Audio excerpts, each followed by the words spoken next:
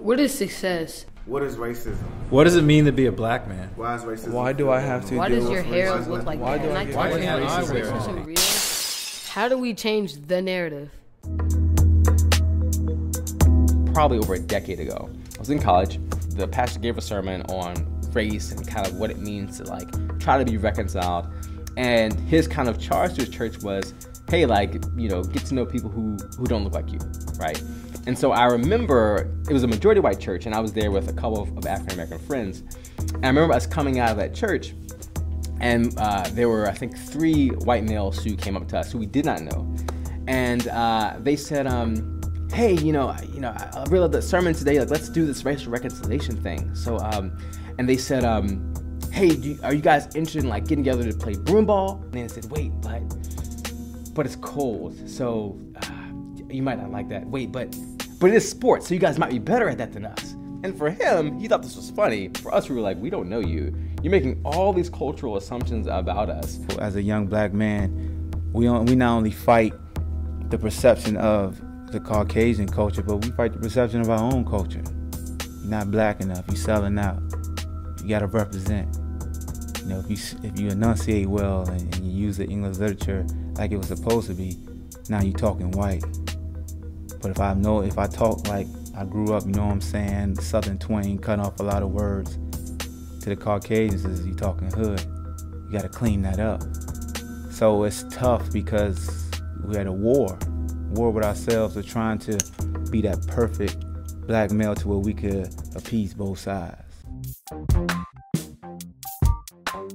During my childhood in Nashville, Tennessee, probably in the year 1958, 59, we would go to the movies and we had the alley entrance.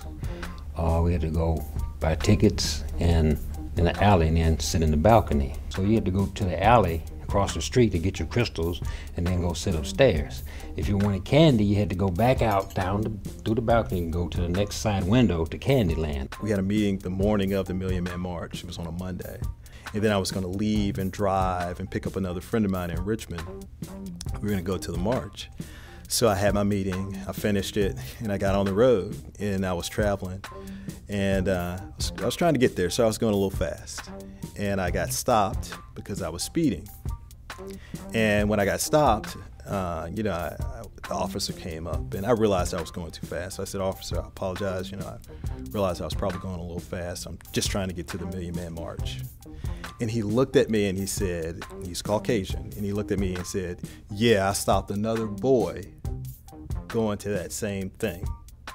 Now, obviously, he wasn't a fan of the Million Man March, but he probably had no idea, that I had just left, and I was responsible for, a $2 million budget at the lottery, and I was responsible for, 20 plus people.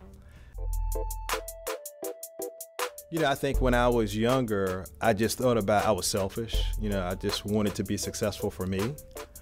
I think as you get older and you get married and you have a family, you want to be successful for your family. I think today, now, I want to be successful so that I can share maybe a platform with somebody else who might get something from me so that they can be successful. So I think I've kind of gone through these different levels to now today. I really want to try to give back what I can to help my community. When I was a kid, success was having a nice car, having jewelry, being the cool kid. That was being successful, having everyone look up to you because of materialistic values. As an adult, I define success as someone that walks in their purpose, someone that genuinely cares about what they're doing, and they're not doing it because of them. They're doing it for others. They're doing it to grow people around them. So when I was younger, success was money, a lot of it, and a lot of attention. Money to do what I want, being on TV, everybody knowing your name, and being idolized. But as I got older, now I'm 39 years old, success to me now is respect. People respecting what you do for a living, what you stand for, what your everyday walk is. To me, that's more important. I'm always fearful, I guess, that something bad could happen to either one of my kids. But if you take a look at something that happened to Trayvon, I mean, really, he was just walking. You know, he happened to have a hoodie on, and he was the same age as my son. So, you know, my son may be doing the same thing here in Charlottesville, and he could potentially have a hoodie on. And does that mean that someone, you know, is gonna think that he has done something without even asking him, talking to him, you know, giving him an opportunity to explain why he was there? Son's only 8 years old, but if he ever got pulled over, I think, you know, when it gets to that day, I'll probably be in a panic mode, you know, just because I'm going to be guarded. That's why I always tell guys, make sure you learn a trade. I tell the kids in our school, learn a trade, learn a trade. Make sure you know a trade.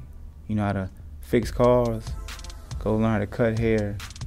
Do something to where you could work for yourself. That should be the plan. Work for yourself and then employ the people around you. Whatever you want to do, you can do it. You can be successful at it. You have to have that goal. Then you have to put together a plan of how you're going to get there. And then you've got to be willing to work toward accomplishing that. The advice I would give a young black man growing up would be pick a direction and go hard. Don't stop. Just keep going. Don't slow down. When you fall, you get up, keep moving. Don't stop. Just keep pushing.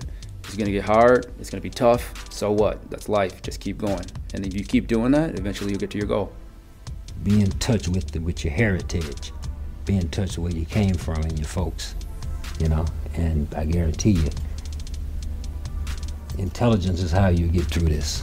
For young black men to remember that they are valued and that they're worthwhile and that they're important in this world. I think there are a lot of cultural images that we get as young black men that actually discourage us from really seeing ourselves as worth it, right? As valuable and also as necessary in this world. And so one of my kind of encouragements would be to remember that, like, you're actually special, you're important, you're significant, and also you're needed, specifically in this cultural moment in America. But in general, I think our world is less than what it would be would be less if there weren't black men in it.